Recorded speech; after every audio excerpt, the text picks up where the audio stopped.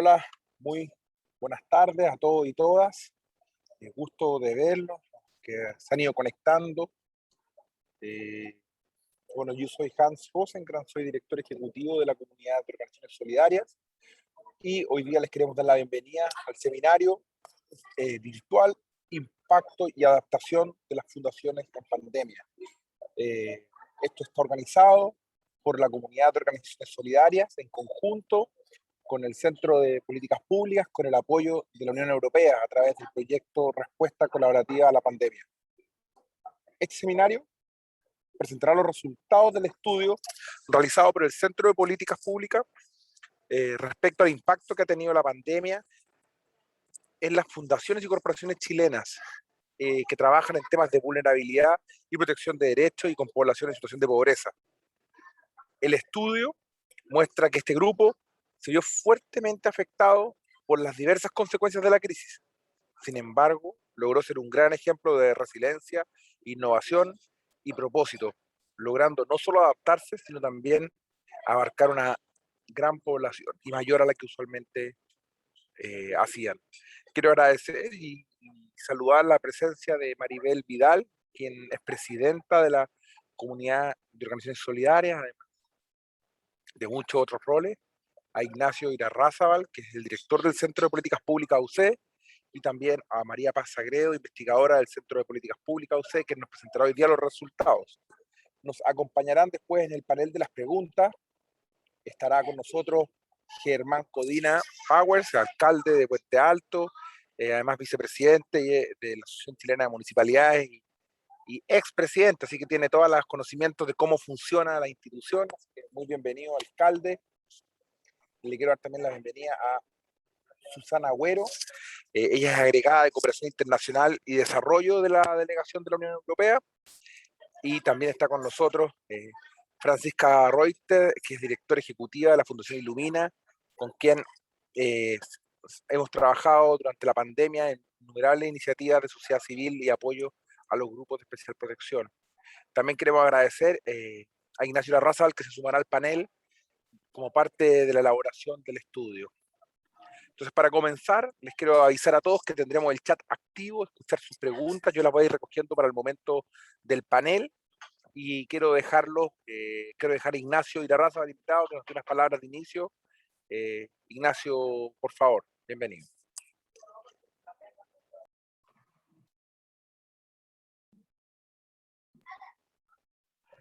Muchas gracias, Hans, por la palabra, y saludo con mucho aprecio a Germán Codina, alcalde de Puente Alto, con quien hemos estado en varias ocasiones y trabajamos muy cercanamente, a Francisca Reuter, Susana Agüero y por supuesto a Maribel Vidal, presidenta de la Comunidad de Organizaciones Solidarias.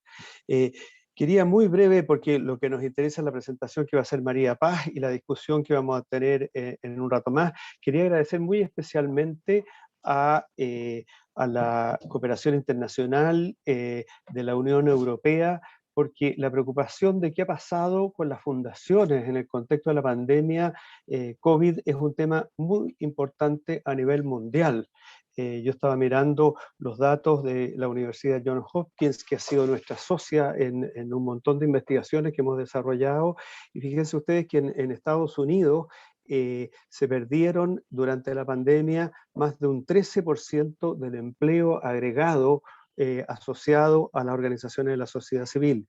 Casi 1,6 millones de empleos se perdieron en los Estados Unidos al inicio de los años del año pasado, del año 2020. Afortunadamente para los Estados Unidos esto se ha ido recuperando en el tiempo, pero hacia octubre de este año esa velocidad de recuperación del empleo en el caso de las organizaciones de la sociedad civil se ha ido estancando. Entonces, la preocupación es a nivel internacional, sorpresivamente para mí, ayer me llegó un mail de nuestros amigos mexicanos del Centro de Investigación y Estudios sobre la Sociedad Civil, y esta tarde en México, no sé cómo anda el cambio de hora, hay un seminario en México también para discutir cuál es el efecto que ha tenido la pandemia en las organizaciones de la sociedad civil. Y lo que nos preocupa aquí es por supuesto, qué pasa con las organizaciones de la sociedad civil, pero más que nada lo que nos preocupa es cómo reaccionaron y cómo esto ha afectado o no a las personas con que trabaja la sociedad civil. Así que agradezco la oportunidad a la comunidad de organizaciones solidarias, a la Unión Europea, de habernos permitido la oportunidad de meternos en este tema. Así que muchas gracias, Hans, y todos los panelistas que están aquí. Muchas gracias, Ignacio. La verdad que nos encontramos en estas ganas de hacer cosas juntos. Estábamos justo mirando cosas similares, así que estábamos en sincronía. Así que felices de estar con el Centro de Políticas Públicas de la UC. Quiero dejar ahora a Maribel, que nos va a dar también unas palabras de inicio. Maribel, por favor. Gracias, Hans. Bueno, buenas tardes a todos quienes nos están acompañando en este importante día, ¿no? de la presentación de este estudio que, como ya se ha mencionado, tiene gran valor. Reitero, digamos, el apoyo de la Unión Europea y obviamente del Centro de Políticas Públicas de la Universidad Católica por ayudarnos a hacer este estudio, que además fue hecho en condiciones bastante especiales. Pero por sobre todo quiero agradecer a todas las organizaciones de la sociedad civil que participaron del estudio. Algunas pertenecen a la comunidad, otras no, pero lo importante para que todos sepamos es que el estudio cauteló el conocer la realidad por la que han atravesado las distintas fundaciones y las corporaciones de distintas partes de Chile, y ese es uno de los grandes valores que tiene el estudio. Yo los invito a que escuchemos los resultados y las conversaciones que vamos a tener, entendiendo desde dos lados. Uno, desde el rol y la importancia que la sociedad civil tiene para muchas veces satisfacer en poblaciones de extrema pobreza y de mucha dificultad condiciones que el Estado o que las empresas privadas no pueden hacer, y todo lo que eso implica tener en consideración en futuras políticas públicas, en la manera en que queremos trabajar la asociatividad, en la manera en que queremos construir sociedad a partir de estos aprendizajes, pero también que lo miremos desde el lado luminoso. Al menos en lo personal, cuando leí los resultados, hay también grandes enseñanzas de cómo la creatividad, la innovación, el compromiso de los colaboradores, el poner el propósito al centro, la causa y el servicio a las personas más necesitadas son una fuente de inspiración tremenda, y que logró en gran parte solventar muchos problemas para poder seguir haciendo la tarea. A mí en lo personal, esa parte del estudio me inspiró mucho. Yo creo que ahí es algo que podemos aprender, no solamente las otras organizaciones de la sociedad civil, sino que todos los estamentos de nuestra sociedad, la empresa privada, la empresa pública, la academia, etc. Hay una tremenda fuente de información y claves de cómo en situaciones difíciles podemos sacar lo mejor de nosotros mismos con compromiso, poniendo a las personas al centro y no olvidándonos que cuando está el propósito muy presente, los planetas se alinean. Así que de nuevo, muchas gracias por acompañarnos y vamos a lo que veníamos.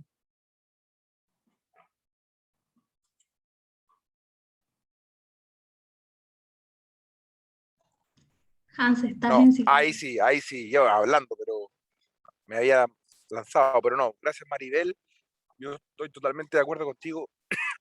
Perdón. Creo que hay mucho que aprender desde el mundo privado, desde las empresas, la sociedad civil, mucho que aprender del sector público, y no solamente viceversa. Yo creo que podemos hacer algo súper enriquecedor para todas las partes, valorando realmente el esfuerzo que han hecho principalmente trabajadores que estuvieron disponibles para, a pesar de todos los cambios que tuvieron que verse enfrentados, comprometidos con los propósitos que tienen sus organizaciones, lo dejaron todo, como dicen en el fútbol, lo dejaron todo en la cancha, no pararon ni un momento. Me imagino en todo caso eso se repitió en muchos municipios y empresas también. Bueno, quiero sin más dejar a nuestra investigadora María Paz Sagredo que nos comente el estudio, sus principales resultados, y queremos escuchar y estar atentos. Así que María Paz, te damos a ti el inicio. Muchas gracias, Hans, y muchas gracias a todos y todas quienes están conectados. Voy a compartir pantalla y me avisan si se ve, por favor. Sí. Súper, bueno, esta presentación es un resumen de los principales resultados del estudio del impacto y adaptación de la Fundación en el contexto de pandemia COVID-19, desarrollado por el Centro de Políticas Públicas en conjunto con la Comunidad de Organizaciones Solidarias y el apoyo de la Unión Europea. La presentación se divide en 3 grandes secciones. Primero les voy a mostrar algunos antecedentes del proyecto, luego los principales resultados y finalmente los desafíos identificados en base al estudio. En cuanto a los antecedentes, bueno, el objetivo general del estudio fue conocer el impacto de la pandemia a un año de su inicio en fundaciones y corporaciones que trabajan en temas de pobreza y vulnerabilidad y protección de derechos, esto con el fin de generar conocimientos y algunos aprendizajes que puedan contribuir al fortalecimiento de estas organizaciones en esta situación específica de crisis. En cuanto a la metodología, fue un estudio cuantitativo y exploratorio. Se realizó en base a un muestreo no probabilístico para un subconjunto de fundaciones y corporaciones que trabajan en pobreza y vulnerabilidad y protección de derechos, específicamente de 2 grupos, o en mayor medida de 2 grupos, niñez y personas mayores, y de un universo de más de 900 organizaciones se definió una muestra de 100, de las que finalmente se encuestaron 99 entre los meses de junio y agosto del 2021, con una encuesta que tenía una mayoría de preguntas cerradas, pero también algunas preguntas abiertas. La selección de los casos se hizo en base al mapa de las organizaciones de la sociedad civil publicado durante el 2020 por el proyecto Sociedad en Acción, que tiene información respecto al año de fundación, las regiones donde están registradas las organizaciones, y también la categoría de trabajo. Entonces, esta información nos sirvió para hacer la selección.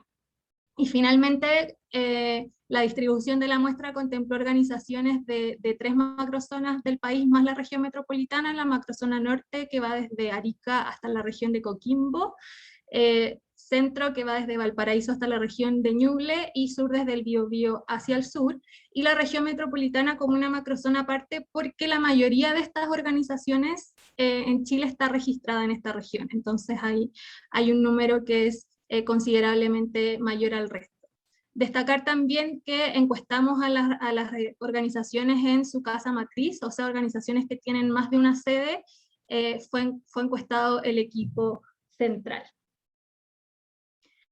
El principal foco del estudio estuvo en el impacto de la crisis y la resiliencia que mostraron las organizaciones, y en ese contexto levantamos información sobre impactos en los recursos económicos, los equipos, las adaptaciones e innovaciones que tuvieron que realizar en los programas y en la coordinación interna, y también las redes de colaboración con otro tipo de actores. Acá también es importante destacar que dado que el foco del estudio estuvo en la resiliencia, se encuestaron organizaciones que seguían operando al momento de la encuesta, no organizaciones que tuvieron que cerrar. Ahora voy a pasar a los resultados. El primer punto, y en relación a los recursos económicos, pudimos ver que la pandemia impactó tanto en los ingresos como en los gastos de las organizaciones, generando un cambio en la composición de ambos. En este gráfico podemos ver que entre 2019 y 2020, en promedio, aumentaron tanto los ingresos como los gastos de las organizaciones, los gastos en una proporción un poquito mayor, que vamos a ver más adelante, que varía también según los tipos de organizaciones. Y en cuanto a la composición, vemos que hubo un cambio también entre 2019 y 2020, que se refleja principalmente en el aumento de los ingresos privados, que durante 2020 representan más de la mitad del ingreso total de las organizaciones, en comparación a un 42% de lo que representaba en el 2019. Vemos que los ingresos públicos, que son los que provienen de fondos, licitaciones o contratación de servicios por parte de servicios públicos, se mantienen relativamente estables, y también se observa una disminución en los ingresos propios, que son lo que tienen que ver con la venta de servicios que hacen las organizaciones, o también con su patrimonio propio, arriendos, etc. Y los ingresos privados son principalmente donaciones. Entonces es aquí donde se presenta el cambio más importante en la composición de los ingresos. Vimos también que un poco más de la mitad de las organizaciones encuestadas aumentaron sus ingresos, y otro porcentaje las disminuyó, el 47%, que vamos a ver más adelante quiénes son y quiénes son estas, o sea, y por qué se vieron más afectadas estas organizaciones.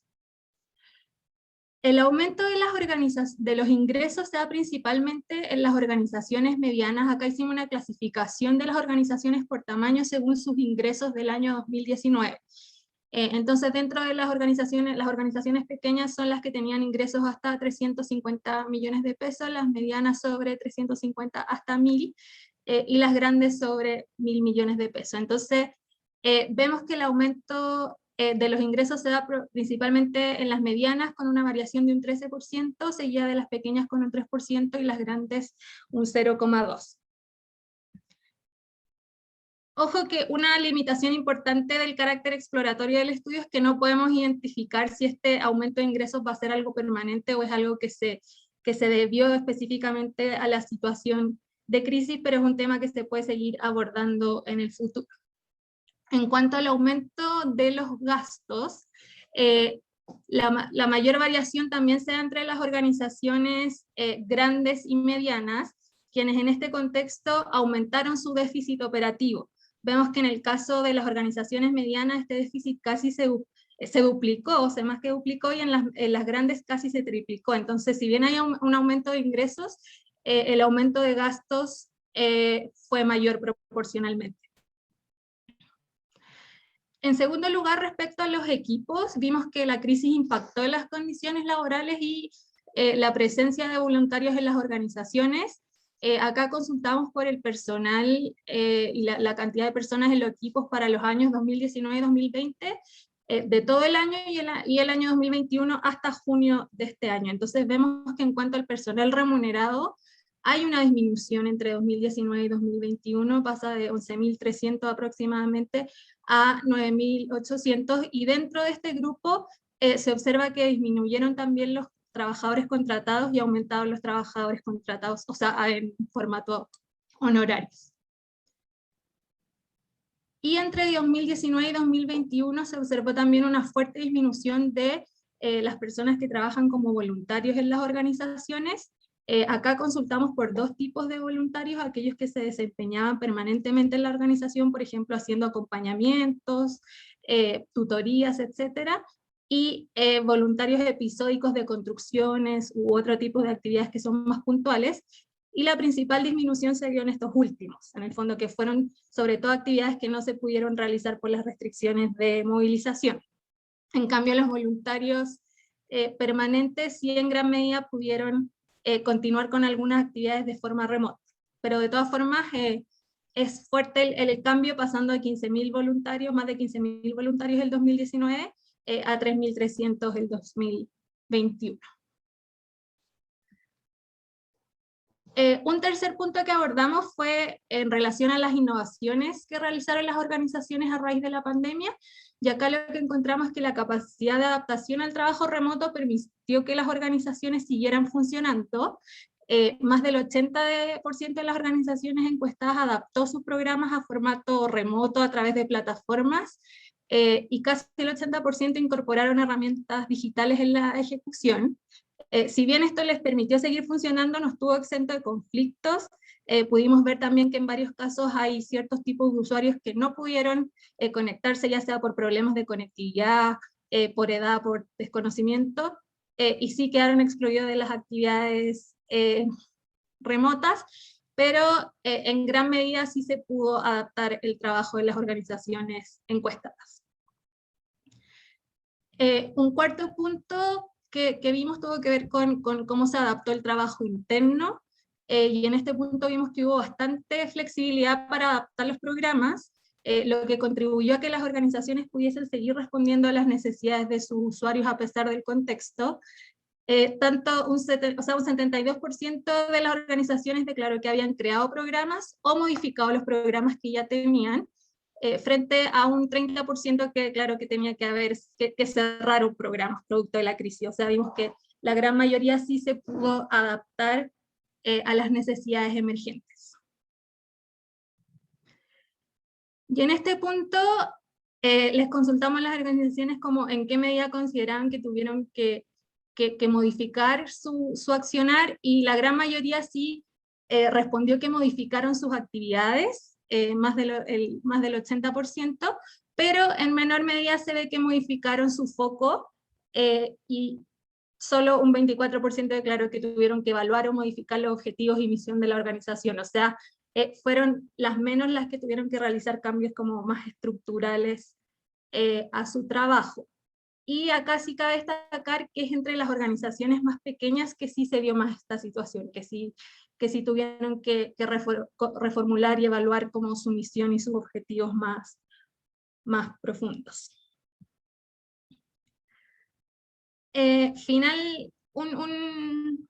Otro punto que abordamos fueron aquellos factores que identificaron las organizaciones como que les ayudaron a la resiliencia y a seguir funcionando en el contexto de crisis. Y acá uno de los puntos más valorados fue el compromiso del equipo. El 71% de las organizaciones encuestadas manifestó que el compromiso del equipo fue una característica que estuvo muy presente y que contribuyó al seguir funcionando, seguido por el conocimiento y la credibilidad frente a la opinión pública, o sea, cómo estaban posicionados en un contexto externo, y también los fuertes vínculos personales dentro del equipo, o sea, el conocimiento, la amistad, la cercanía también fue un factor muy relevante. Otro punto que se consideró relevante fue las redes de colaboración. Pudimos ver que más del 90% de las organizaciones encuestadas colaboró con otros actores, en su mayoría con otras organizaciones de la sociedad civil, o sea, hubo trabajo colaborativo entre fundaciones y juntas de vecinos, por ejemplo, u otras fundaciones, organismos internacionales, etc. En segundo lugar, con las empresas privadas, un 64%, y por último, los organismos públicos, un 58% de las organizaciones. ¿En qué se tradujo esta colaboración? En el caso del trabajo con otras organizaciones y con organismos públicos, principalmente en la participación en mesas de trabajo y en la implementación de programas en conjunto, y en el caso de las empresas privadas, en un 76%, esto se tradujo en recursos financieros, o sea, en apoyo económico para la realización de actividades, programas u otros.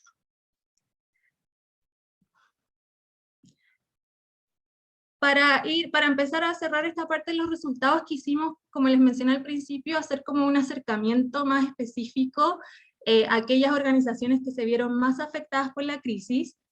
Hicimos un análisis de las organizaciones que perdieron más del 30% de sus ingresos entre 2019 y 2020, que es un análisis muy exploratorio porque es una cantidad de casos pequeña, pero que creemos que puede ser útil para identificar ciertas características comunes que pueden ayudar a apoyar más específicamente a este grupo. Entonces, en primer lugar, vimos que son en su mayoría organizaciones pequeñas y medianas y de menor antigüedad, estas constituidas después del año 2011. Segundo, que la caída de ingresos se dio principalmente en los ingresos recibidos desde el sector público, o sea, esta fue la principal fuente de ingresos que perdieron en este periodo. Tercero, esto aumentó, tuvo un efecto en la caída en su personal tanto remunerado como y una fuerte caída también en el personal voluntario, o sea, sí tuvo un efecto en la composición de los equipos. Cuarto, son organizaciones que en mayor medida declararon tener que cambiar su misión o su objetivo, o sea, reformularse y reevaluar el trabajo que estaban haciendo para poder continuar funcionando. Quinto, son organizaciones que en mayor proporción al resto tuvieron que cerrar programas, o sea, la pérdida de ingresos sí afectó la operación de ciertos programas, y que también declararon en menor medida el haber creado nuevas estrategias de recaudación de fondos, o sea, en comparación a otras organizaciones que sí declararon que tuvieron que adaptar sus estrategias comunes de recaudación de fondos al formato digital o remoto. En este grupo esto se dio en menor medida. Y por último, también son organizaciones que en menor proporción declararon contar con redes de colaboración en el sector público y privado. Como les decía, estos no es una gran cantidad de casos, entonces algo bien exploratorio, pero creemos que da luces respecto a cómo se podría apoyar a estas organizaciones que se vieron más afectadas. Sí destacar que en el conjunto de organizaciones, al consultar cómo se sentían, si se sentían confiados o no para enfrentar una próxima crisis, la gran mayoría y más del 90% declaró que sí esto había sido una instancia de aprendizaje y que se sentían confiados para seguir enfrentando los desafíos que van surgiendo para enfrentar una próxima crisis. Y para cerrar los desafíos, los principales desafíos que identificamos en base a los datos, son 4, que creemos que son puntos que atañen un poco tanto a las organizaciones como a sus colaboradores para seguir fortaleciendo su trabajo en el futuro. En primer término, resguardar la sustentabilidad financiera para enfrentar futuras crisis y contar con recursos para continuar con la ejecución de sus programas y garantizar las condiciones laborales adecuadas para sus trabajadores. O sea, sí hubo un grupo de organizaciones que manifestaron que el no contar con una situación financiera sólida los afectó y los perjudicó frente a esta situación.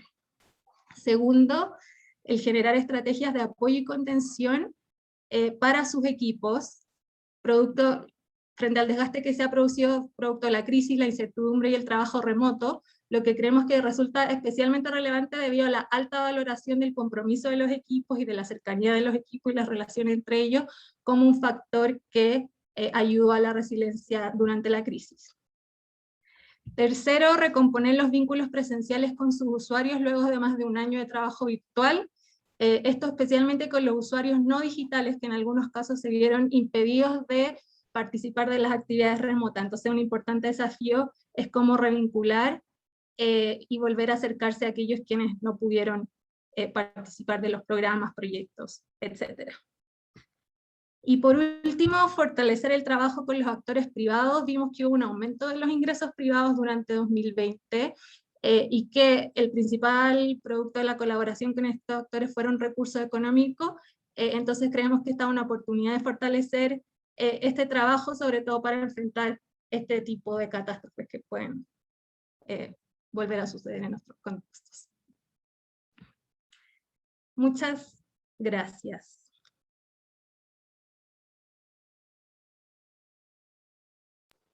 Muchas gracias, María Paz, por todo lo que presentaste, toda la vuelta que se dieron. Nosotros sabemos, porque lo hemos estado revisando, que este es un estudio de mucha profundidad, que tuvimos la oportunidad de revisar y hablar con muchas organizaciones, y eso se ve reflejado en lo que tú fuiste relatando hoy día. Así que te quiero agradecer. Y también contarles que el estudio estará disponible tanto en la página del Centro de Políticas Públicas, UC, políticaspublicas.uc.cl, y también en la página de la comunidad en comunidad-medioorg.cl. Van a estar disponibles los estudios para quienes quieran verlos. A continuación vamos a dar la palabra a nuestros invitados, que los hemos invitado a comentar el estudio desde sus perspectivas, desde sus ámbitos de trabajo distintos, del sector filantrópico, del sector público, del sector de cooperación internacional, y por supuesto Ignacio con su experiencia y larga data de trabajo en sociedad civil, que nos pueda también dar algún comentario iluminador y agregado en los conocimientos de otros estudios también que ha ido realizando el centro. Quisiera partir dándole la palabra al alcalde Germán Codina, que nos acompaña. Les voy a dar, bueno, todos tienen 5 minutos en esta sesión, y cuando les quede 1 minuto les voy a avisar, cosa que se puedan organizar. No estamos en un debate presidencial, así que si hay unos segunditos más, segunditos menos, se acepta con gusto y con mucho cariño. Así que, por favor, dele nomás al alcalde. Está bien eso, muy bien. Oye, Hans, bueno, primero quiero agradecer este espacio y también el interés que permanentemente tanto el programa de políticas públicas, el Centro de Políticas Públicas de la Católica, que preside, entiendo todavía, ¿no es cierto?, nuestro querido Ignacio, ha encarado permanentemente temas de interés público, en este caso en alianzas con la gente entiendo que de la Unión Europea, el programa, ¿no es cierto?, de estudios sociales, etcétera. Quiero agradecerles a todos quienes participaron, porque yo como alcalde, junto a los equipos municipales permanentemente, nos toca estar codo a codo tratando de colaborar en el territorio junto a distintas organizaciones sociales, que obviamente son sin fines de lucro. Para que se hagan una idea más o menos, nosotros en Puente Alto tenemos 3.000, casi 400 organizaciones de esta naturaleza, ¿ya? Entonces, yo las considero fundamentales en la provisión de, como dirían los especialistas, ciertos bienes públicos. Y además de todo también subsidiarias en cuanto a las fisuras que la estructura de las políticas públicas de nuestro país tiene. Y les quiero ejemplificar en un par de cosas. Yo, por ejemplo, a los equipos siempre les digo, cuando haya energía positiva, ¿ya? Tratemos de apoyar con todo, porque incluso aunque nosotros desde el Estado contratemos a un funcionario público para que desempeñe una labor, muchas veces esa motivación que logran tener las organizaciones, que tal vez algunas están observando, y a quienes aprovecho de agradecerles ese amor con el que trabajan en el territorio. Sé que la palabra amor puede sonar un poco idealista, pero soy de los que todavía creen en eso. Se valora mucho, ¿ya? Nuestra experiencia ha sido, sobre todo en la pandemia, de mucho sacrificio. Mucho funcionario municipal ha tenido que ir a cubrir incluso algunas de las organizaciones en el territorio, producto de que, por ejemplo, con el COVID o en algún minuto de mucha incertidumbre, cuando incluso, recordemos que en Chile no se sabía ni siquiera si había que tener o no la mascarilla puesta, se comenzó con una bola de nieve muy compleja y para que se hagan una idea de las dimensiones, nosotros terminamos entregando más o menos 4.800.000 almuerzos en Puente Alto, ¿ya? Eso es lo que terminamos entregando en el periodo pandémico complejo, a través de distintas ollas comunes y también comedores municipales, solidarios. La labor de los dirigentes fue fundamental, ¿ya? Nosotros, a través de las 95 ollas comunes que no solo organizaban, sino que gestionaban diariamente, de manera voluntaria, muchos dirigentes sociales, logramos tener parte importante de esta cobertura en conjunto con 22 puntos de gestión municipal, que además teníamos una suerte de matriz de cocina, desde donde salían varios miles de almuerzos diarios, y se repartían a través de delivery, etc. O sea, tuvimos que cambiar un poco la oferta del trabajo municipal, también con los riesgos consabidos. O sea, yo todavía no sé cómo no me contagié en este periodo. Creo que hay angelitos que a uno lo cuidan. Además, obviamente, de la obsesión de uno por estar limpiándose permanentemente y evitar puntos de riesgo. Incluso hay un trabajo que se hizo al interior del centro de detención preventiva, conocido vulgarmente como cárcel. Entonces, de verdad que la oferta de trabajo en el territorio es enorme y qué bueno que estemos abordando un estudio de esta naturaleza. Pregúntenme si quieren algo que sea con relación al trabajo que desarrollamos con ellos. Feliz de poder colaborar. Creo que hay que potenciar este tipo de organizaciones, lo he dicho una y otra vez, y también hay que tener particular cuidado, y sé que a veces no es muy políticamente correcto decir esto, pero hay que tener particular cuidado en evitar la politización de ciertas organizaciones que a veces también he visto que en algunos casos tienden a ser un poco instrumentalizadas y pierden el sentido para el que fueron creadas. Y lo digo porque obviamente soy un preocupado de, primero, obviamente en la estructura del Estado, un trabajo transparente, probo, pero en la práctica es irreemplazable la labor que se hace en el territorio a través de las organizaciones sociales.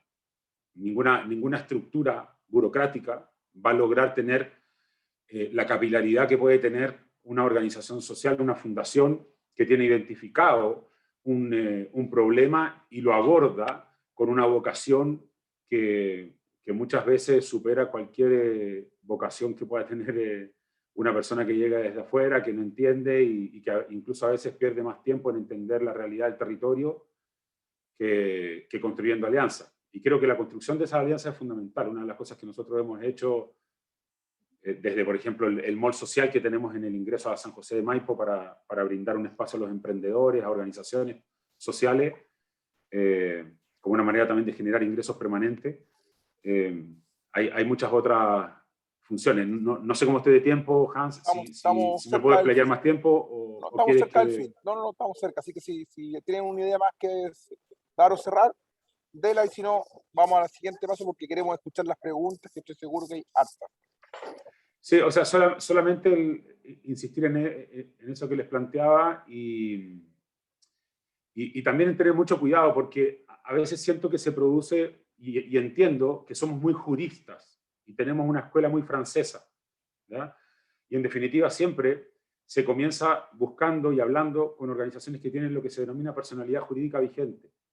Y me doy cuenta que muchas veces hay energía positiva en el territorio que no ha logrado encuadrarse, ¿no es cierto?, formalizarse, pero el trabajo que hacen es un trabajo hermoso, es un trabajo que genera impacto real y por tanto también un llamado un poco a perder estas visiones un poco sesgadas de que lo único valioso es aquello que se formaliza, ¿me entiendes o no? Eso. Totalmente de acuerdo, alcalde, totalmente de acuerdo. Y nosotros vemos eso todo el tiempo y yo creo que podemos tener la flexibilidad como organizaciones de la sociedad civil, que probablemente no somos del territorio, pero sí de trabajar con ellos sin las complicaciones que eventualmente pasan en el sector público, porque tú no tienes que demostrar a la Contraloría, cual que sea, que la persona que está del otro lado es un RUT vigente, disponible, pero uno conoce el trabajo en los territorios. Así que muy buen punto, se agradece mucho al alcalde y ahí vamos a esperar las preguntas. Quiero continuar en esta ronda de comentarios con Francisca Reuter, que es directora ejecutiva de la Fundación Ilumina, que desde la mirada del grupo de las fundaciones filantrópicas estuvo involucrada en muchas iniciativas durante el periodo de pandemia y nos interesaba mucho ver su visión, qué es lo que encuentra ella de esto, puede rescatar y queremos escucharte, Francisca. Así que muy bienvenida y gracias por estar acá. Muchas gracias, Hans. Bueno, contarles un poco, yo soy directora ejecutiva de Fundación Ilumina, una fundación, yo diría, mediana, pero que tiene la particularidad de que somos una fundación que tiene dos roles. Por un lado somos fundación donante y por otro lado somos fundación ejecutora. Entonces, durante la pandemia me tocó estar ejecutando un programa y por lo tanto empatizo con esas pequeñas y medianas. Nos pasaron todas las cosas que dicen ahí en el programa, nos vemos muy reflejados en los resultados de esta investigación. Pero por otro lado, estuvimos acompañando durante este periodo a muchas fundaciones ejecutoras, la mayoría de ellas pequeñas y medianas. Y con respecto a los resultados de este estudio, yo creo que lo primero para mí es agradecer que esta información esté allá afuera. O sea, difundir la realidad de las fundaciones en Chile es súper importante, porque yo creo que en la medida en que la población general y las autoridades nos conozcan más y nos entiendan más disposición hay en el ecosistema para ayudarnos y por lo tanto más posibilidades de apoyar a nuestros beneficiarios.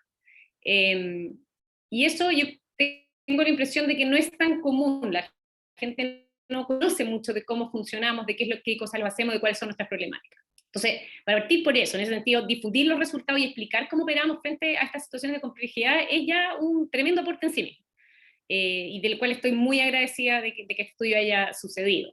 Después, una vez que uno lee el estudio, yo creo que hay tres ideas o tres no sé, grandes buenas noticias, o noticias que se relacionen, que de las que yo quisiera comentar. La primera es que uno de los atributos positivos que se demostró en la pandemia que tienen estas fundaciones es que contamos con equipos comprometidos y apasionados. Y eso es maravilloso, yo lo vi como durante la pandemia mucha gente hizo tremendos sacrificios para llegar a su beneficiario, y eso sucede, creo yo, por otro de los grandes atributos que tenemos, y es que somos organizaciones, o son organizaciones, las organizaciones que funcionan en este rubro, que están movidas por propósito. Y eso se nota muy bien en el estudio, porque son organizaciones que no modificaron fuertemente sus objetivos y sin embargo estuvieron muy dispuestas a modificar sus procedimientos. Entonces, son organizaciones que están como enamoradas de un problema.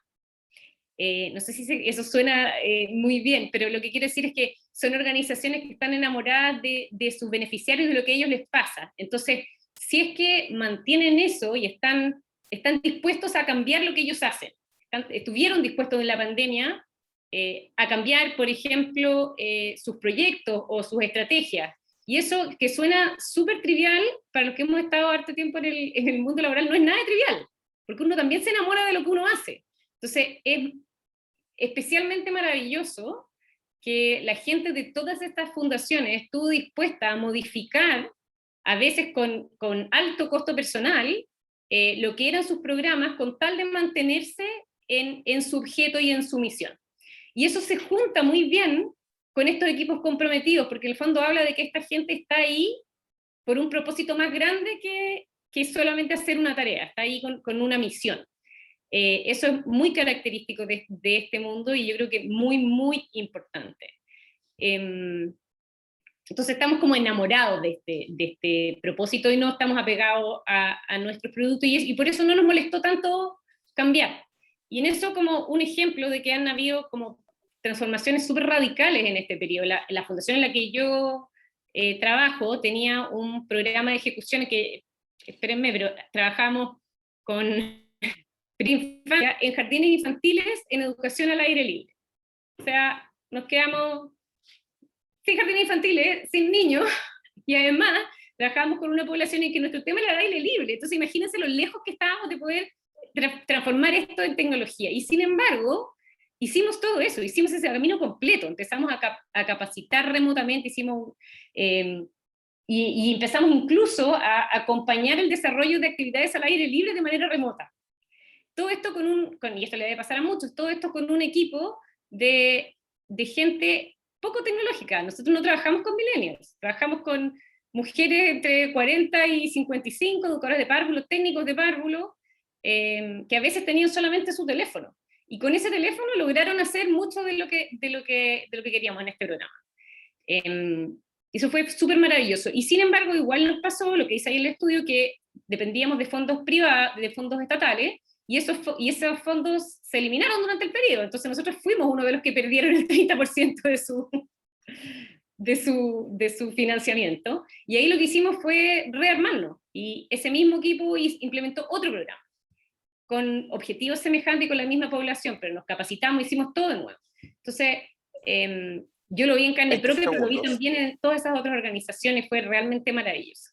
Y yo creo que el último, Hans, si alcanzo, me quedan 30 segundos, la otra muy buena noticia de este estudio es el aumento del financiamiento desde privado, que uno hubiese dicho como, que era algo obvio, pero al parecer, y cuando indagué un poquito más, no era nada de obvio. Al parecer entre el 2014 y el 2017 el financiamiento para este tipo de iniciativas había disminuido. Quizá Ignacio me puede corregir ahí con las cifras más precisas, pero lo que yo alcancé a leer es que hubo un momento en Chile en que el financiamiento privado iba hacia abajo, y ahora de un año para otro se pegó un salto, y eso me llena de esperanza, porque creo que en Chile todavía hay una brecha grande. O sea, creo que el mundo privado, y probablemente nuestros amigos del Centro de Políticas Públicas van a poder ahondar en esto con más cifras, pero me alegro mucho de que haya ahí una señal de que el mundo privado, y eso quiere decir las personas, las empresas, empezaron a participar de manera más concreta,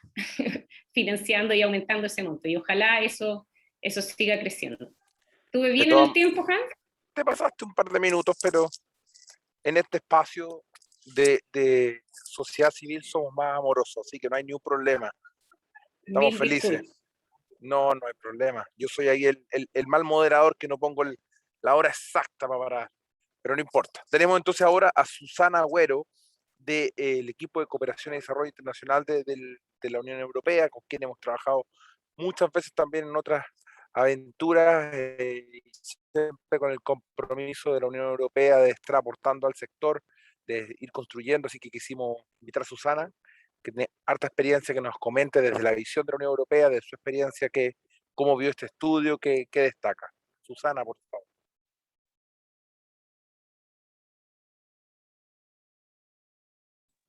Ahí sí, ¿se oye bien? Hola a todos, Germán, Ignacio, Hans, gracias por invitarme, Hans. Yo Maribel, María Paz, Francisca, a todos los asistentes, es para mí un gusto, un placer y realmente un orgullo también en representar a la Unión Europea hoy en la presentación de este estudio, pero no solamente representar, sino que felicitar, ¿no? Al equipo, a los equipos, ¿no? A esta alianza también entre sociedad civil, academia, sector, bueno, nosotros podríamos ser considerados por así sector público, ¿no? Unión Europea, alianzas internacionales, gobiernos locales, cómo se ve que de modo colaborativo, justamente como dice el proyecto, este proyecto, digamos, este estudio se enmarca dentro de un proyecto que de hecho me da mucho orgullo ver también cómo se fue concretando en pasos concretos, ¿no? Desde que empezamos con este proyecto de respuesta colaborativa, ¿no? de la pandemia, como, bueno, nosotros como Unión Europea venimos ayudando, no diría que ayudando, no, asociándonos con la sociedad civil desde hace por lo menos el año 2006, 2007, si no fue mucho antes, ¿no? Con este programa, que tenemos dos programas, digamos, epicentro, digamos, de nuestra acción en el país, que son las organizaciones de la sociedad civil en el desarrollo y el programa de derechos humanos y democracia. Y bueno, a través de ellos tratamos también, nosotros nos vimos afectados y tratamos de responder de la manera más flexible. O sea, si hablábamos recién de los efectos que puede tener esto de la burocracia que existe con respecto a los fondos públicos y el RUT, imagínate cuando esos fondos públicos no vienen de un estado, sino de 27 estados, ¿no? Entonces las reglas, digamos, y las leyes de probidad y los compromisos que tenemos que cumplir, respecto de nuestros propios procedimientos para poder adjudicar proyectos, llegar con los fondos, provoca de repente cierta impotencia, ¿no? Y les debe pasar lo mismo a los que trabajan en el territorio, incluso nosotros a nivel de lo que decía Germán hace un rato, ¿no? Y lo que dice el estudio propiamente tal, cómo podemos llegar a los territorios, produce también de parte de los donantes, aquí que estamos más lejos o viviendo desde Europa o desde otro sector, digamos, cómo poder llegar y cómo también saber en qué minuto y con qué instrumentos poder llegar a tener cierto efecto e impacto, porque eso es lo que importa, ¿no? A nivel de la Unión Europea no solo nos importa, digamos, en comprometer fondos, gastar cuando sea debido y como sea debido, sino que también tener un impacto realmente en la sociedad y entre estas epidemias. Bueno, esta epidemia fue realmente una bofetada para todos a nivel internacional, en Europa, acá, y poder conseguir ese impacto requiere también de desarrollar digamos, estas alianzas con la sociedad civil, en este caso lo conversamos mucho con Hans, con los socios, cómo poder responder de esa manera, y una de las maneras fue, digamos, le decía a Hans en su momento y al equipo, fortalezcanse ustedes mismos, primero como sociedad civil, creación de redes, no de redes endogámicas tampoco, sino de redes de colaboración como estamos teniendo hoy día en esta reunión, ¿no? Redes de colaboración entre público, privado, academia, donde todos pueden aportar, ¿no? Con su experiencia, la experiencia del territorio, etc. Además, o sea, hay que fortalecerte a sí mismo, ¿no? El típico ejemplo que dan de los aviones, ¿no? De ponte primero tú tu máscara de oxígeno antes de ayudar al otro. Eso lo hablamos en su momento, y bueno, este estudio nos muestra efectivamente que ese efecto se vio en las organizaciones, y bueno, nosotros pensamos, bueno, cómo poder llegar a ellas, a las más pequeñas también del territorio, sin nosotros como embajada, como Unión Europea, tener la capacidad de manejar, no sé, 200 contratos, 300 contratos, 400 contratos pequeños para poder llegar a la señora de la comuna de Germán con una ayuda directa, ¿no? a la pandemia. Cosa que o sea, a nivel humanamente no es posible llegar con ello. Entonces esta triangulación, cuatriplicación o como se llama, multiactor, que también se menciona, y el estudio también lo dice, los efectos fueron devastadores, pero veo con optimismo también los resultados positivos en el sentido que el sector privado quiso también su aporte y no solo frente a la disminución del sector público, de los aportes que tuvieron que, por supuesto, canalizarse vía otras necesidades urgentes, digamos, nos tuvimos que adaptar y permitió en el fondo hacer lo que nosotros llamamos como subgranting, ¿cómo se llama? Financiamiento en cascada, que nos permite a través de otras organizaciones de la sociedad civil generar 2 proyectos con la comunidad, de organizaciones solidarias y otros para poder responder a la pandemia, ¿no?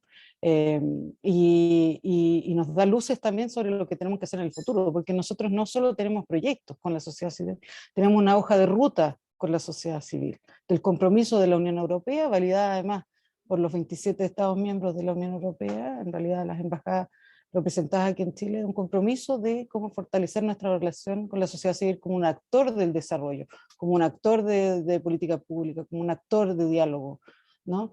Entonces, ese ha sido nuestro rol. De hecho, nosotros le decimos es uno de los objetivos del programa, creo que estamos respondiendo, y este estudio lo muestra así, también en que concebir un ambiente habilitante para el desarrollo de las organizaciones. Este estudio es parte de eso, que nos permite a todos aprender en qué focalizarnos, cómo focalizarnos, en punto de vista de donantes, pero también en punto de vista de receptores, si lo estamos haciendo bien, cómo lo estamos haciendo, y realmente capitalizar, ¿no? Estas inversiones, por así decirlo, y tener realmente, una vez más, ¿voy bien, Hans? Estamos bien en el tiempo, estamos bien en el tiempo. Ah, ya.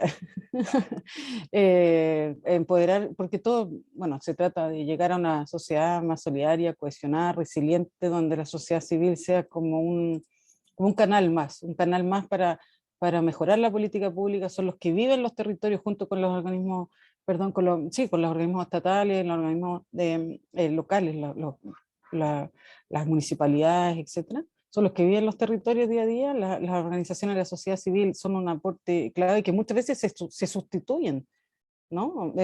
Al rol que debiera tener en algunos países lo tiene el Estado u otros actores, ¿no? Pero aquí se trata de fortalecerse para ser un actor también de incidencia, de mejora de política pública, y eso, todo esto de los estudios que estamos presenciando hoy, pero también en general todas las actividades que estamos haciendo en torno a estos proyectos, porque tenemos proyectos en el ámbito del cambio climático, lo supo, ¿no?, Germán, con el Pacto de Alcaldes por el Cambio Climático, que también estuvimos colaborando, la larga historia de cooperación con sociedad civil, con la ONG en Acción, con la plataforma colaborativa, con Juntas en Acción, que es la plataforma de organizaciones feministas, etc. La idea de desarrollar plataformas es crear alianzas y aprender todos juntos de cómo consolidar a la sociedad civil en estos momentos tan difíciles. Muchas gracias, Susana. Gracias por la invitación, desde luego, Hans. De todas maneras, y vamos a seguir haciendo cosas y buscando esa hoja de ruta juntos. Así que muchas gracias. Y en esta ronda de opiniones y comentarios quiero invitar a Ignacio Tarrazal, que ya estuvo dando las palabras al inicio, que nos pueda comentar desde su visión de conocimiento agregado, por experiencia, de su visión respecto al estudio. Gracias, Hans. En verdad que ya los comentarios previos se me adelantaron un poco, así que voy a remarcar un par de puntos. A mí, y me imagino que María Paz después va a aclarar algunas de las preguntas precisas ahí que vienen en el chat.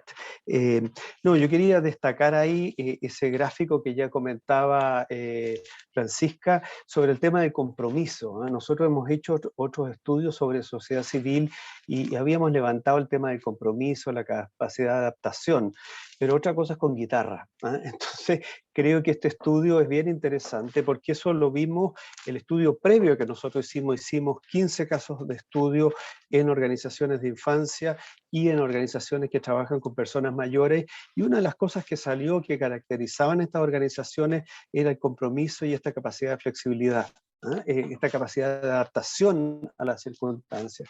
Entonces es bien interesante darse cuenta de que esta virtud, este atributo, se mantiene en caso de catástrofe y se hace carne, ¿eh? Porque mientras todo funciona, claro, uno puede estar pensando en ser flexible, pero cuando viene esta adecuación de los programas, etcétera, etcétera, y esta presión por más servicios es complicado. Entonces, ese es un punto que ya lo había levantado Francisca, pero quería rescatarlo, esta flexibilidad y también esta flexibilidad, esta resiliencia, este compromiso, porque al final eso le da legitimación a la sociedad civil, porque uno podría haber dicho, no, yo tengo un convenio para hacer A y no me pidan otra cosa más que A. Entonces, legítimamente, entre comillas, lo formal, ahí está lo que decía el alcalde, si nos apegamos a lo jurídico, a lo mejor podrían haber dicho, no puedo dar más ayuda porque no tengo. Entonces ahí se tomó riesgo, incluso riesgo en aumentar más los gastos que los ingresos. Entonces, esa es una cosa. La segunda cosa que también ya lo tocó el alcalde, que creo que es bien importante, me tocó por otra razón, revisar un poco un documento del Foro Económico Mundial, que es del año pasado, sobre sociedad civil a nivel mundial, cuál es el futuro de la sociedad civil, y el tema de alianzas sale con mucha fuerza. Y aquí yo creo que la sociedad civil siempre hablamos de la cooperación, de la colaboración, pero no es tanto, no es tanto. Entonces yo creo que el COVID tuvo la virtud, entre comillas, virtud de que en el terreno nos encontramos. En el terreno nos encontramos y ahí se generaron alianzas y cooperaciones de verdad. Porque muchas veces la cooperación intelectual, hagamos un proyecto conjunto, pero cuando están ahí los beneficiarios, las personas que necesitan nuestra ayuda, se armó la alianza ahí mismo, en el territorio. Entonces yo creo que, a propósito de una de las preguntas que viene en el chat, ¿qué debemos mantener? ¿Qué aprendizajes debemos mantener post-COVID? Bueno, ese tema de las alianzas, ahí no es mi rol, Hans, pero me atrevo a tirarle una pregunta al alcalde ahí.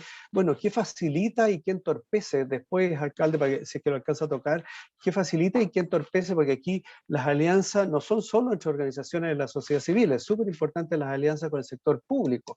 Estamos todos trabajando para el bien común y muchas veces también hay desconfianza entre unos y otros. Entonces, el tema de las alianzas es un tema a rescatar. Y finalmente, Hans, y con esto termino, el tema del voluntariado es un tema preocupante.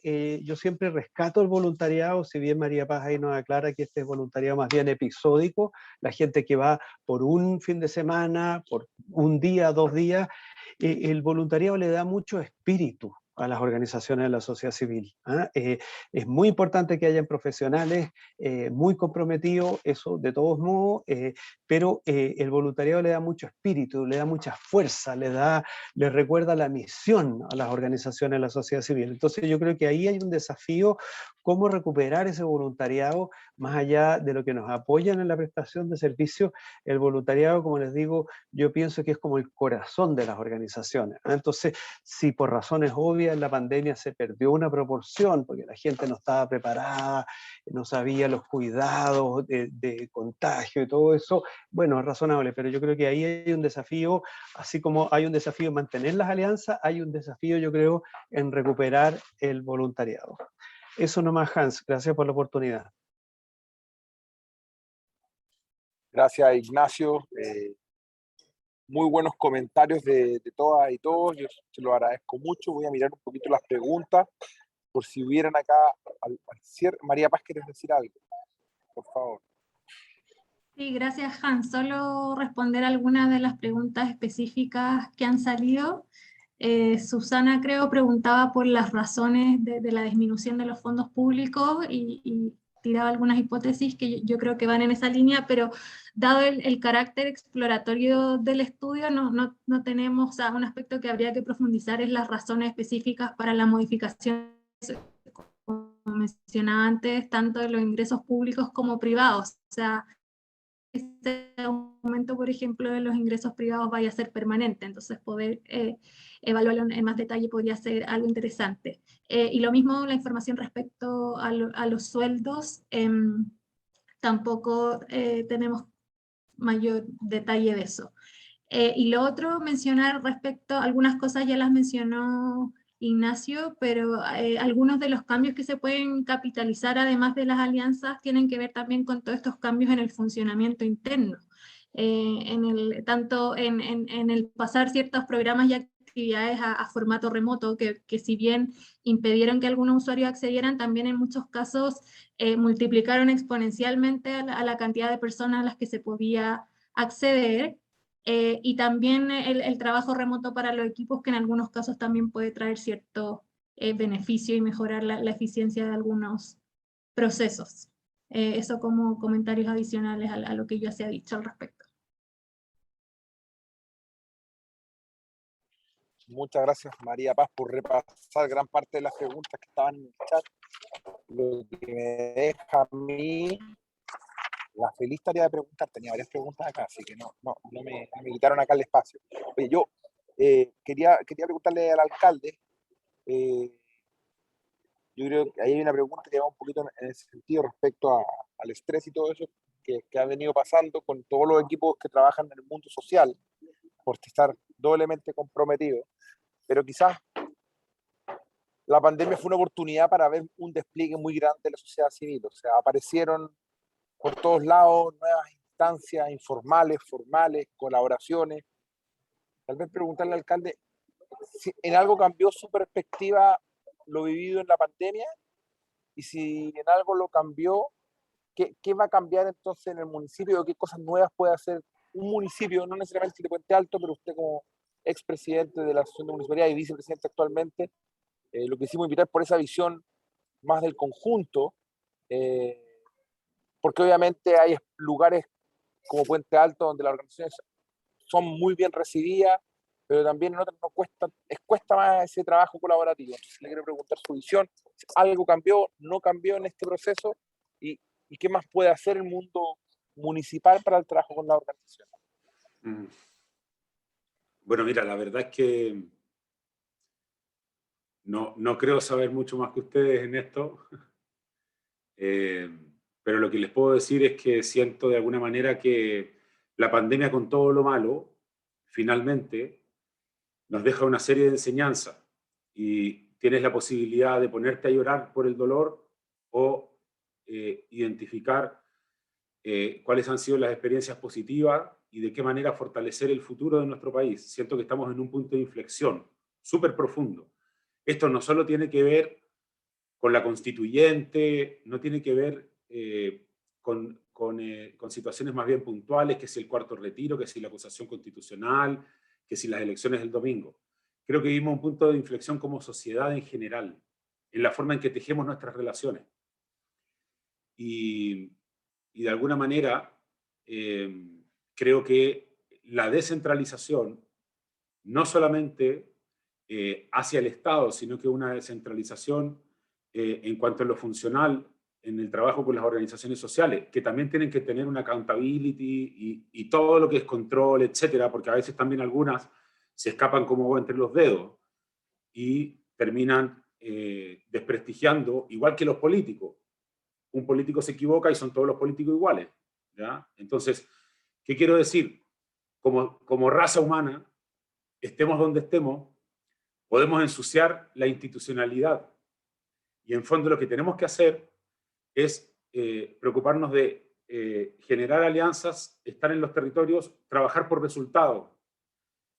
Por ejemplo, yo siento que la máquina burocrática hoy día, tú le puedes meter 10.000 millones de dólares más a la máquina burocrática y no vas a mejorar el estándar de servicio.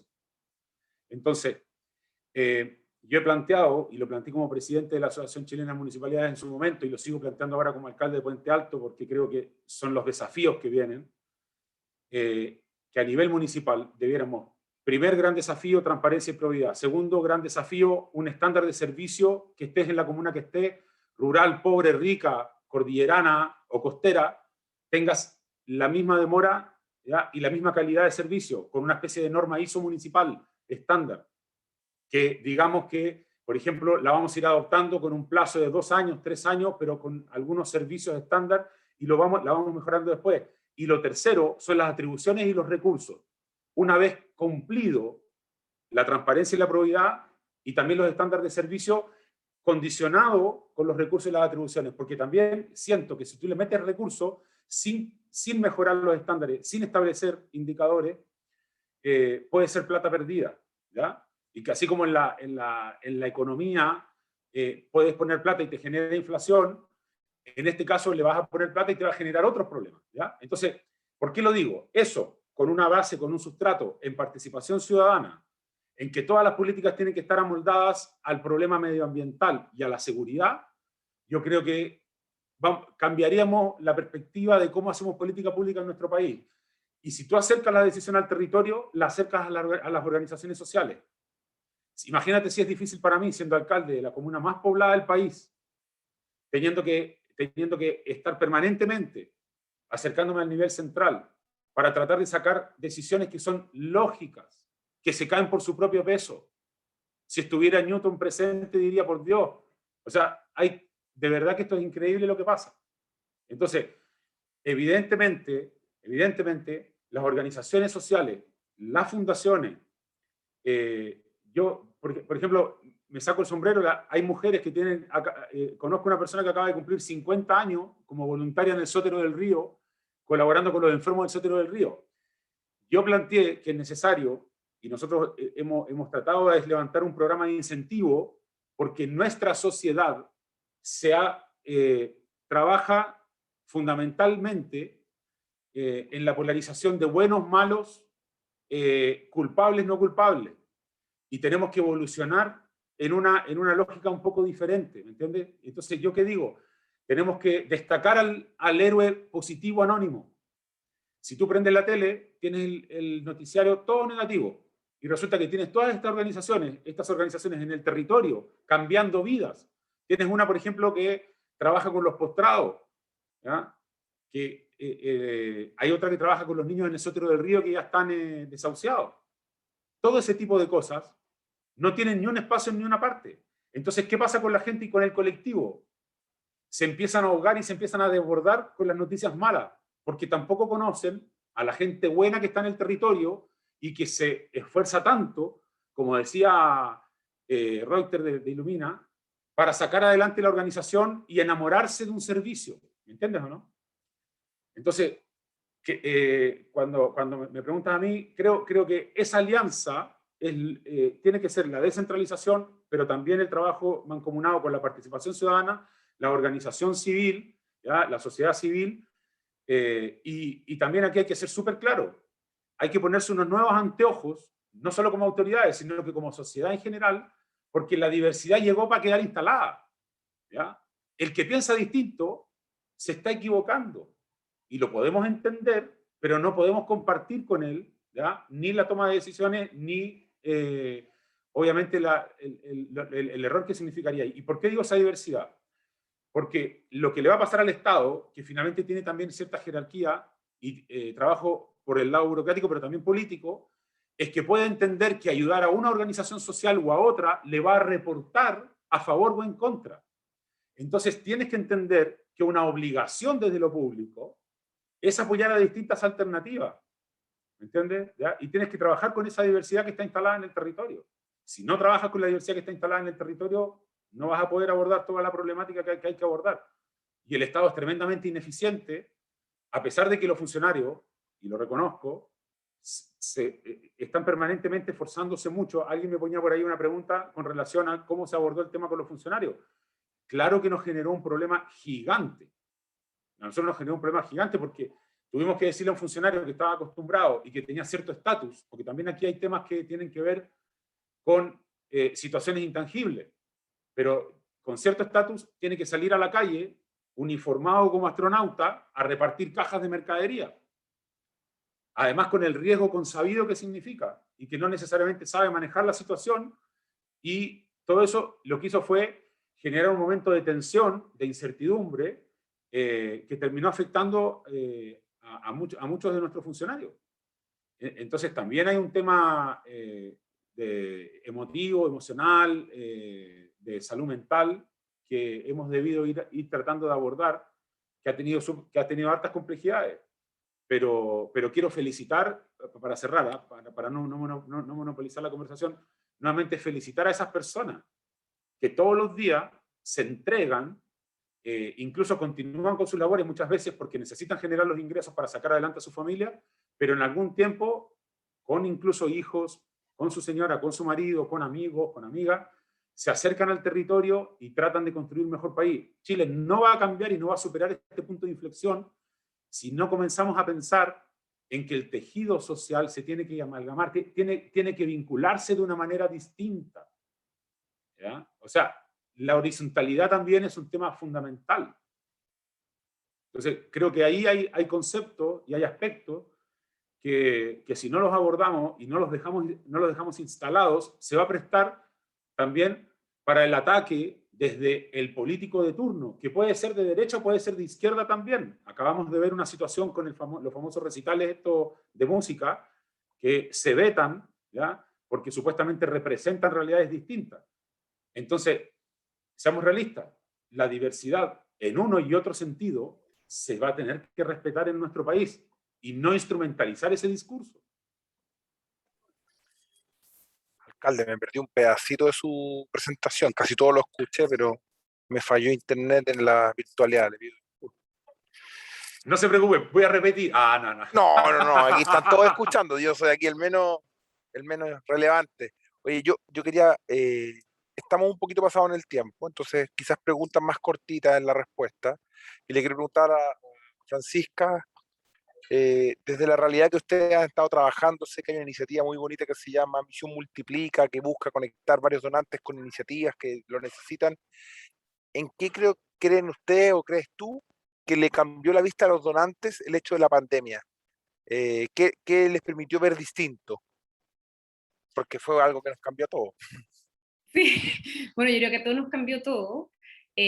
Pero una cosa que fue interesante, y yo me imagino que todos los que están aquí, los panelistas y los que están escuchando lo vivieron, es que al principio la pandemia nos obligó a detenernos. Entonces hubo semanas que aparecen triviales ahora cuando los miramos, pero hubo semanas, pero incluso meses, en los que estuvimos todos obligados a detenernos, y por lo tanto obligados a revisarnos, y por lo tanto obligados a pensar. Entonces, para muchas organizaciones ese mes, que ahora suena como algo lejano, fue súper vital porque estuvimos sentados sin poder hacer lo que usualmente hacíamos y obligados a pensar. Entonces, lo que nos empezamos a encontrar mucho es como, chuta, ¿cuánto de lo que estoy haciendo hace realmente sentido? ¿Cuánto de lo que estoy haciendo lo hago porque es la inercia de los últimos 5 años? ¿Cuánto de lo que estoy haciendo es realmente vital? ¿Cuánto de lo que hago necesito transformarlo online para siempre? Y esa pregunta yo creo que fue transformadora, no solo para los que estamos desde las fundaciones donantes, sino que para las fundaciones ejecutoras también. Entonces, cuando nos empezamos a responder esas preguntas, muchas de las ejecuciones cambiaron. Y yo creo que todos ustedes lo vieron, muchas de esas ejecuciones nunca van a volver a ser lo que eran antes. Porque nos dimos cuenta que había cosas que hacíamos presenciales que podíamos hacer online. Porque nos dimos cuenta que un porcentaje importante de las reuniones que teníamos no eran necesarias. que podían ser un solo correo. Entonces, pero de las cosas más bonitas de ese periodo fue que al estar sentados y mirando, también tuvimos tiempo para hablar con otros, que estaban en lo mismo. Entonces, por ejemplo, la iniciativa de la que habla Hans fue precisamente eso. Muchas fundaciones donantes nos dimos cuenta que cada uno de nosotros, por ejemplo, pedíamos un alto así de papeles y de formulario a las fundaciones ejecutoras cuando distribuíamos los fondos que teníamos.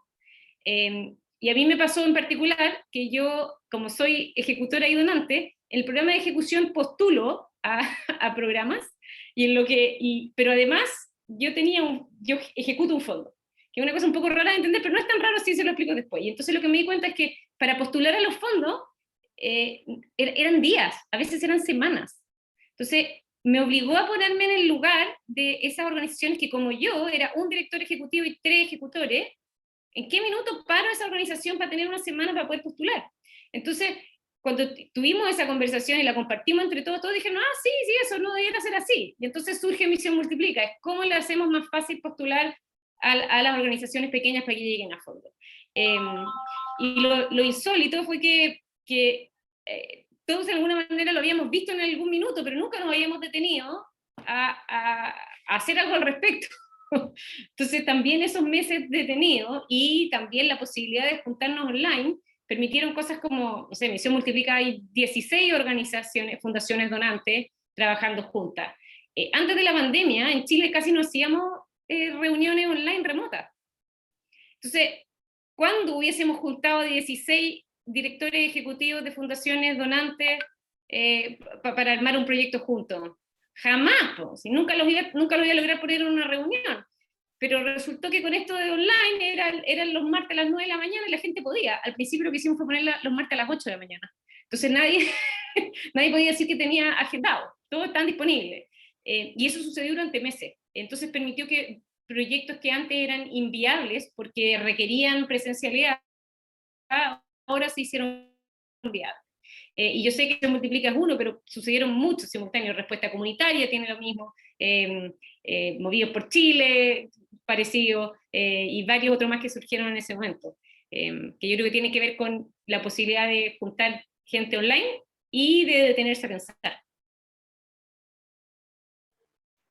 Gracias, Francisca.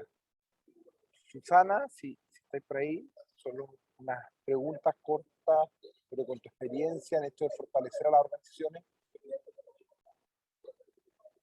¿Cuál valioso para ustedes poder mirar el fortalecimiento como parte integral de la donación? Porque muchas veces lo que nos dicen a nosotros, queremos ayudar a la mayor cantidad de organizaciones posible, ¿dónde puedo dar la caja? Y que si llegue 100% al donatario, a la persona que lo necesita.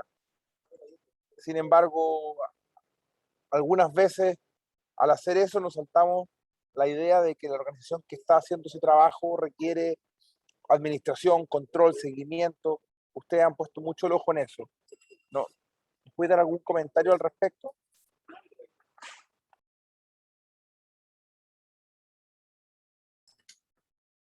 Sí, no sé si escuché toda la pregunta porque también estaba un poco cortada, como te pasó a ti, me decía que mi conexión era inestable. Me lo han dicho a mí otras veces, que soy un poco inestable, pero la conexión esta vez era lo malo. Pero en general, mira, fue justamente uno de los mecanismos, digamos, de adaptación a una cosa así nunca había pasado, ¿no? De hecho, de esta naturaleza, ¿no? De tener que responder además tan rápidamente y al mismo tiempo, como dice Francisca, tener, bueno, ¿cómo haces siendo que tienes toda una serie de caminos y visas que recoger para poder ir en ayuda de las organizaciones, etcétera? Y bueno, la idea de nuestro punto de vista fue buscar ahí donde era posible la máxima flexibilización de la normativa para poder, por un lado, por ejemplo, poder aceptar la retroactividad, ¿no? Y eso se lo doy como una recomendación también a los donantes, ¿no? A otros donantes que, bueno, eso también se decide en Bruselas y a otros niveles, ya se usa en el área de la ayuda humanitaria, por ejemplo, ¿no? Nuestra Oficina Europea de ECO, de cooperación humanitaria, ¿no? La oficina, ellos sí tienen dos tipos de procedimientos, los procedimientos que se llaman de crisis, ¿no? Pero claro, previamente a eso tiene que haber declarado una crisis, que puede ser una crisis política, una crisis económica, una crisis, bueno, no, climática es un poco más difícil, pero una crisis, digamos, social o de salud, como en este caso, un terremoto, también lo habíamos hecho también el terremoto en Chile. Y pudimos movilizarlo rápidamente, que nos permite flexibilizar hasta cierto punto algunos procedimientos, pero también nos dimos cuenta que durante muchos años se prohibió el hecho de poder dar estas subvenciones en cascada o para poder llegar nosotros lo llamamos en cascada, ¿no? Lo que es a pequeñas organizaciones que, como decía Germán, no, creo que fue María Paz, no, yo no me acuerdo, que no tienen personalidad jurídica, que el RUT, que los papeles, que los 3 años de constitución anterior a la postulación, etcétera, etcétera, los antecedentes financieros, etcétera, pues elaboramos, y con ustedes, junto con la COS, y fue uno de los primeros fondos, Juntas en Acción fue el primer fondo, como el fondo a fondo, etcétera, que permitió, con cierta base sólida, por supuesto, y teniendo que responder de todas maneras con auditoría, ex post, etcétera, responder de manera rápida, ágil, a organizaciones con menos requerimientos, por así decirlo, con menos experiencia, por así decirlo, más locales, de menor tamaño, Y yo creo que vamos bien, ¿no? Por lo menos ahí tú me tienes que decir, Hans, si vamos bien o no vamos bien, pero yo creo que el reporting siempre lleva sus riesgos, ¿no? Se asumen ciertos riesgos cuando tú, como decía, no sabes si va a llegar esto a a cierto sector político o a otro sector político, o si van a haber factores de esa índole para llegar a adjudicar los fondos, ¿no? Pero si se toman ciertos resguardos, ¿no? Ciertos resguardos, ya sea financieros, legales, por así decirlo, yo creo que vale la pena asumir el riesgo, vale la pena asumir el riesgo de, en cierta medida, por ejemplo, tú puedes hacer un dossier de licitación más ágil, con ciertos criterios, pero los mínimos tienen que estar. No un dossier, sino que un llamado a propuesta, etcétera, más simplificado para este tipo de circunstancias. Y funcionó, ¿no? O por ejemplo, que los contratos pudieron ser firmados de manera remota y escaneados, con después intercambio de las versiones con tinta azul y todas esas cosas, y los timbres y todo lo demás, pero también actuando o sea, presintiendo que se actúa de buena fe. Y en eso... Velocidad de la confianza, dice. A la velocidad de la confianza. No hay confianza, las cosas exacto.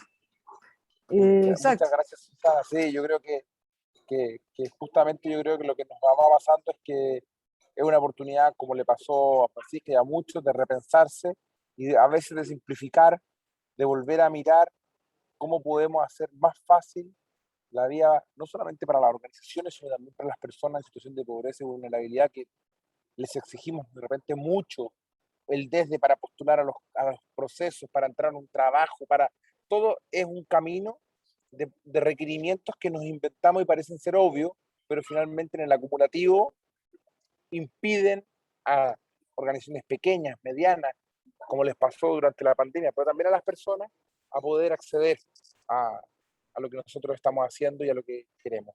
Estamos bien pasados en el tiempo, entonces yo les quiero agradecer de todo corazón a Germán, alcalde, a Francisca, a Susana, a Ignacio, Maribel, María Paz por el muy buen reporte del estudio. Vamos a estar haciendo difusión probablemente ya después del proceso electoral, que va a ser un momento más fácil de lograr, y sobre todo los quiero invitar a todos a ver el estudio, a disfrutarlo, a compartirlo, a hacer lo propio y poder poner el rol de la sociedad civil como algo clave, no solo para la superación de la pobreza y la exclusión, sino también para la democracia, la cohesión social y algo que discutimos muchos días en la mañana en un encuentro que tuvimos para cambiar la forma de relacionarnos, mirando de nuevo lo que es ser comunidad. Así que muchas gracias al centro, a los invitados y a todos los que hoy día nos acompañaron y que tengan un muy buen jueves y término de semana. Muchas gracias. Muchas gracias. Gracias. Muchas gracias a todos. Gracias, Han, gracias a todos.